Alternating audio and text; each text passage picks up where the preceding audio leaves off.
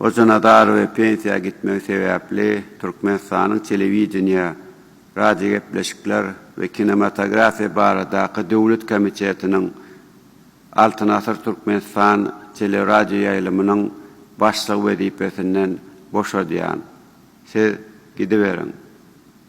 Türkmenistanyň televizioniýa, radio gepleşikler ve kinematografiya baradaky döwlet komitetiniň Altyn Asr Türkmenistan teleradio ýaýlymynyň başlygy wezipesine Pelwan Kakabaýew belläp, ony şol komitetiň arkada teleýaýlymynyň başlygy wezipesinden boşadýan.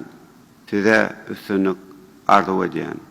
Türkmenistanyň televizioniýa, radio gepleşikler we kinematografiya baradaky döwlet komitetining arkada teleýaýlymynyň başlygy wezipesine Kerim Nepesowy belleýän. Size de üstünlük arzu edýän.